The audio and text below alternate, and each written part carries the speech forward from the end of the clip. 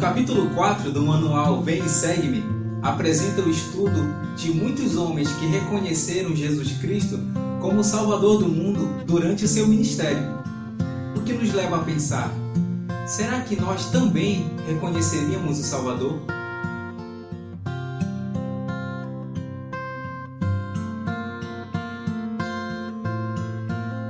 Cada um teve uma experiência diferente.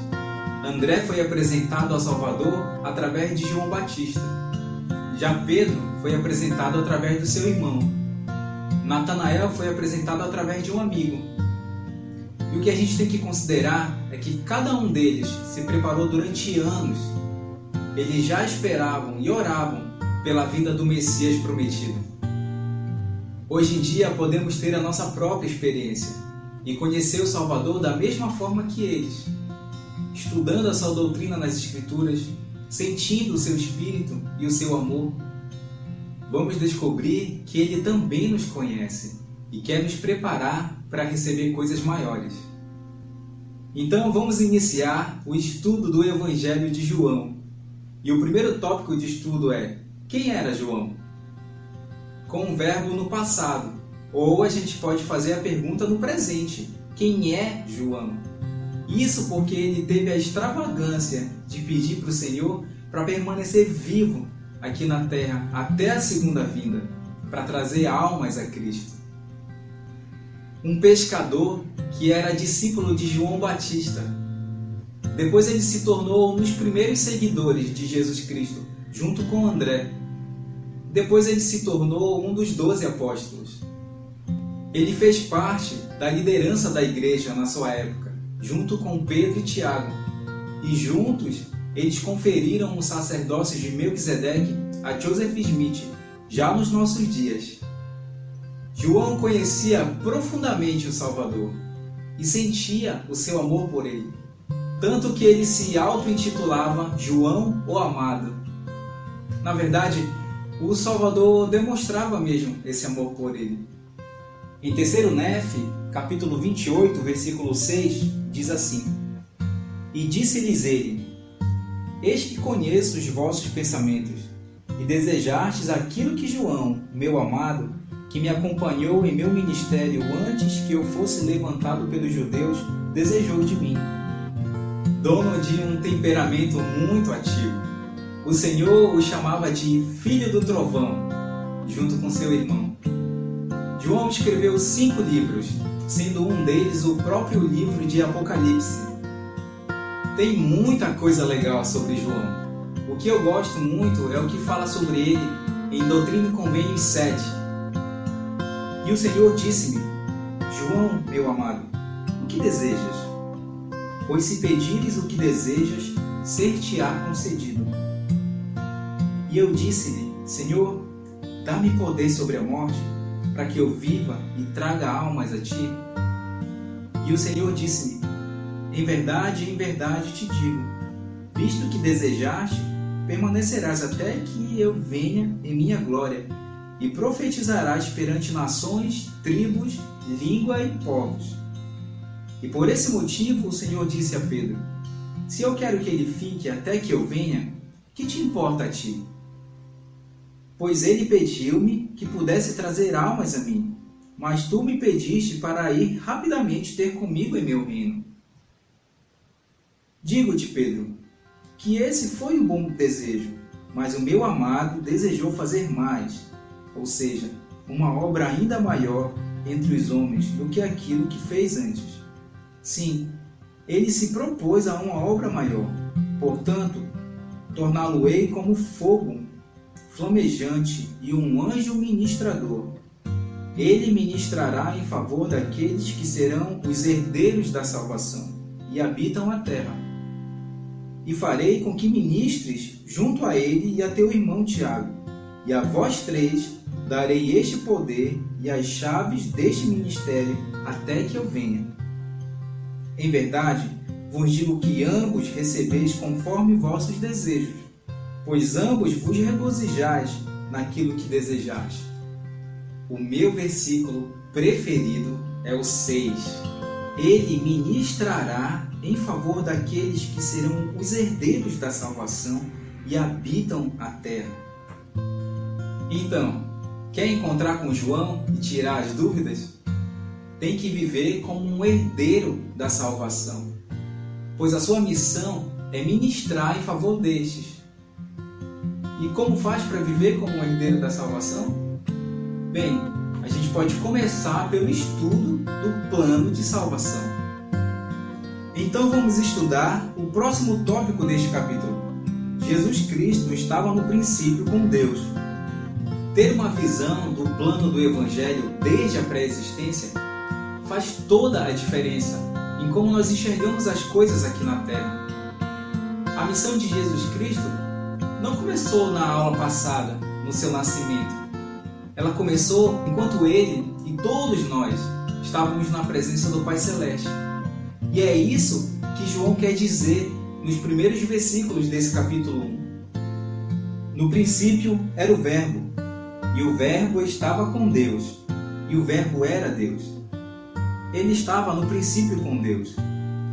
Todas as coisas foram feitas por Ele, e sem Ele, nada do que foi feito se fez.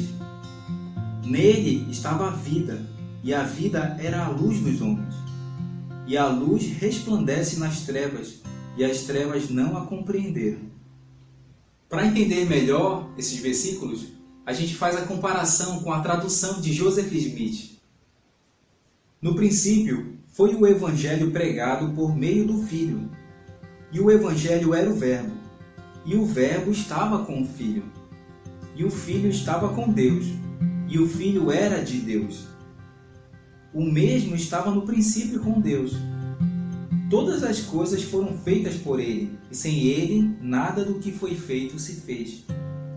Nele estava o Evangelho, e o Evangelho era a vida, e a vida era a luz dos homens. E a luz resplandece no mundo, e o mundo não a percebe. O plano foi estabelecido muito antes da própria Terra existir. Então as coisas aqui não acontecem por acaso, aleatoriamente. Tudo faz parte do plano em que nós estamos inseridos. Entender a totalidade do plano nos ajuda a entender e a cumprir a nossa parte nele. Talvez o versículo 3 não traga dúvidas para a maioria das pessoas que já estudam o Evangelho há mais tempo. Mas se alguém ainda tem dúvida, Jesus Cristo é o Criador da Terra e de tudo que existe nela. Sob a orientação do Pai Celeste, Ele executou a criação. Entender essa doutrina ajuda a entender a natureza dos milagres. Porque todos os elementos obedecem à voz do Salvador, porque são obras da sua própria mão. Ele organizou os elementos: água, vento, terra, fogo. Por isso a água se transforma em vinho. Por isso o corpo recobra a sua saúde. Não sabemos o processo, mas para o Salvador a transformação dos elementos é uma coisa bem natural. João testificou não só da missão pré-mortal do Salvador, mas de muitos outros pontos da doutrina. E é o que a gente vai ver no próximo tópico de estudo. Os discípulos de Jesus Cristo prestam testemunho dele.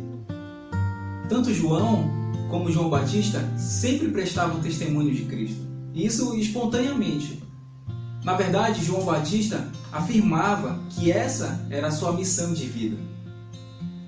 Nos versículos 8 e 9, nós lemos: Não era ele a luz, mas veio para que testificasse da luz, que era a luz verdadeira, que alumia todo homem que vem ao mundo. Se ao estudar esse tópico, nós entendermos a força e o poder que emana de um testemunho, nós vamos passar a fazer isso sempre, não só uma vez por mês na reunião de testemunho. O versículo 36 e 37 fala: E vendo Jesus andar por ali, disse: Eis aqui o Cordeiro de Deus. E os 2 discípulos ouviram-no dizer isso e seguiram Jesus. Você já teve essa experiência de compartilhar o seu testemunho com um amigo e aí ele conhece o Evangelho?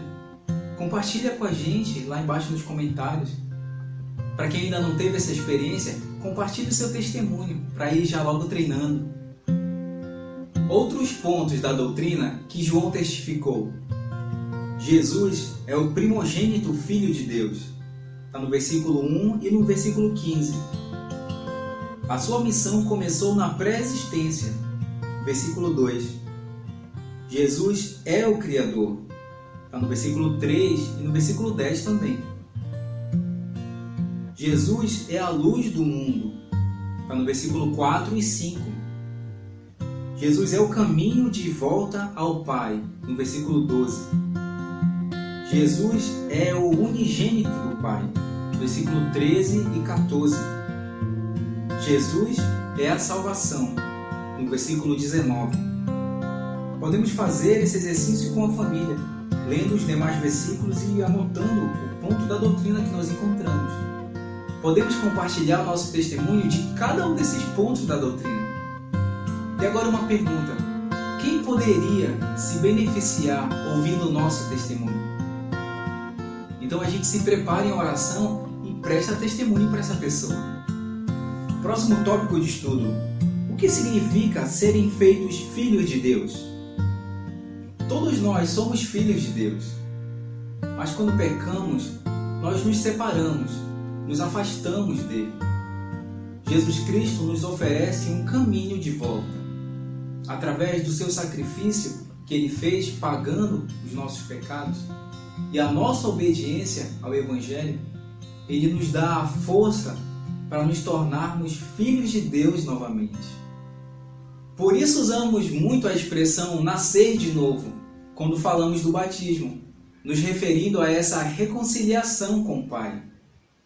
Na tradução de Joseph Smith, do capítulo 1 de João, o versículo 12 fala: mas todos quantos o receberam, a eles deu ele o poder de serem feitos filhos de Deus, somente aos que crerem no seu nome. João 3,5 fala: na verdade te digo, que aquele que não nascer de novo não pode ver o reino de Deus. O próximo tópico de estudo é: alguém já viu a Deus? Nós encontramos no versículo 18 de João 1 a seguinte afirmação: Deus nunca foi visto por ninguém. O Filho unigênito que está no seio do Pai, ele nos revelou. Mas no Velho Testamento está cheio de exemplos de pessoas que viram a Deus. Gênesis capítulo 32, versículo 30. E chamou Jacó o nome daquele lugar Peniel, porque dizia: vi Deus face a face, e a minha alma foi salva. Em Êxodo 33, 11 fala: e falou o Senhor a Moisés face a face, como qualquer fala com seu amigo. Em Isaías, no capítulo 6, versículo 50 diz: porque os meus olhos viram o Rei, o Senhor dos Exércitos. O versículo 19 da tradução de Joseph Smith explica melhor o que João registrou. E ninguém jamais viu a Deus sem que ele desse testemunho do Filho, porque a não ser que seja por intermédio dele, nenhum homem pode ser salvo. O Pai Celestial realmente aparece aos homens, e quando ele o faz, presta testemunho do seu Filho. Por exemplo, quando ele apareceu ao jovem Joseph no bosque, ele declarou: este é o meu Filho amado, ouve-o. Existem vários outros exemplos de pessoas que viram a Deus, seja em visões, como Estevão em Atos 7, mas ele, estando cheio do Espírito Santo, fixando os olhos no céu, via a glória de Deus e Jesus, que estava à direita de Deus, e disse: eis que vejo os céus abertos e o Filho do Homem que está em pé à mão direita de Deus. Ou escutando a sua voz, como Pedro, Tiago e João, enquanto estavam no monte. E estando ele ainda a falar, eis que uma nuvem luminosa os cobriu. E eis que uma voz da nuvem disse: este é meu amado Filho, em quem me comprazo. Escutai-o. Foi nessa ocasião que Jesus se transfigurou na presença dos discípulos, e eles receberam a visita de Moisés e de Elias. O próximo tópico de estudo tem o título Quem é Elias e quem é o profeta? Os líderes judeus queriam muito saber se João Batista representava o cumprimento de uma antiga profecia de profetas que viriam um dia entre o povo. Eles perguntaram para João se ele era o Elias, aquele que seria o restaurador de todas as coisas. Na tradução de Joseph Smith, no capítulo 1 de João, versículo 20, fala: E este é o testemunho de João, quando os judeus mandaram de Jerusalém sacerdotes e levitas para que lhe perguntassem: Quem és tu? E ele confessou e não negou que fosse Elias, mas confessou dizendo: Eu não sou o Cristo. E perguntaram-lhe dizendo: Como então és tu Elias? E ele disse: Eu não sou aquele Elias que restauraria todas as coisas. E perguntaram-lhe dizendo: És tu aquele profeta? E ele respondeu: Não. A profecia que fala sobre o Elias restaurador de todas as coisas está em Malaquias, capítulo 4, versículos 5 e 6. E eis que eu vos envio o profeta Elias, antes que venha o grande e terrível dia do Senhor. E ele converterá o coração dos pais aos filhos, e o coração dos filhos aos seus pais, para que eu não venha e fira a terra com maldição. Aquela segunda pergunta que eles fizeram, se ele era o profeta, eles estavam se referindo a uma profecia registrada em Deuteronômio. O Senhor teu Deus te levantará um profeta do meio de ti, de teus irmãos, como eu, a ele ouvireis. João explicou que não era nenhum dos dois, mas era o profeta que Isaías tinha dito que prepararia o caminho do Senhor. No versículo 23, disse ele: Eu sou a voz do que clama no deserto, endireitai o caminho do Senhor, como disse o profeta Isaías. Essa profecia está registrada no capítulo 40 de Isaías, versículo 3. Voz do que clama no deserto, preparai o caminho do Senhor, endireitai no ermo vereda a nosso Deus. Elias era um título de profetas com designações específicas. João Batista não deixava de ser um Elias, mas não o que eles estavam esperando. Ideias para o estudo em família. Nos versículos 4, 5, 8, 9, falam de Cristo como sendo a luz do mundo.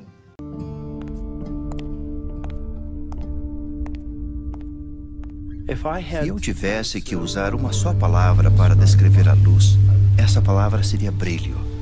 Por causa dessa luminosidade, podemos ver e ter um senso de direção.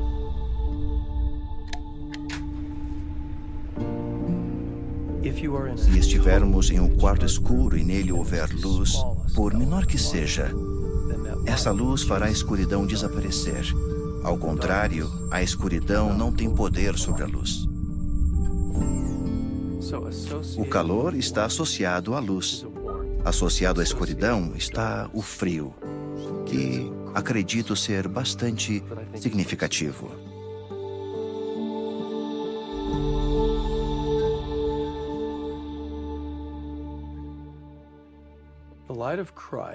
A luz de Cristo é o que muitas pessoas chamariam de consciência, porém é mais do que um efeito psicológico que acontece no íntimo das pessoas. Alguém pode estar andando de ônibus, ver alguém com dificuldade, sentir compaixão e ter o desejo de ajudar e servir essa pessoa. Muitos diriam, isso é o que qualquer pessoa faria. Porém, é mais do que isso. É a influência de Deus que nos motiva e influencia a ser bons e a fazer o bem. Toda pessoa que nasceu desde o começo da história é influenciada pela luz de Cristo para o bem. Ao cedermos a essa influência de fazer o bem e de tornarmos-nos bons, a luz de Cristo cresce dentro de nós. E quando desobedecemos, a luz diminui e, por fim, enfraquece.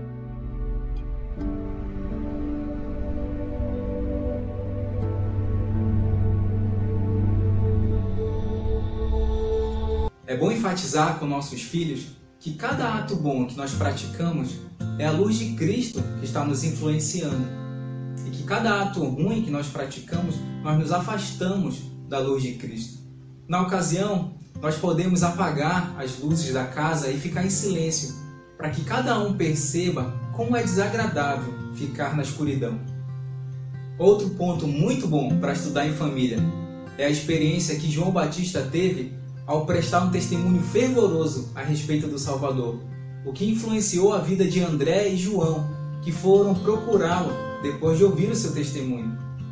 É uma oportunidade para que cada membro compartilhe o seu próprio testemunho para os outros membros da família. E para finalizar, eu vou lançar um desafio. Quem enviar um vídeo mostrando como mudar uma montanha de lugar, ou enviar um vídeo prestando seu testemunho, vai ganhar um bônus do canal.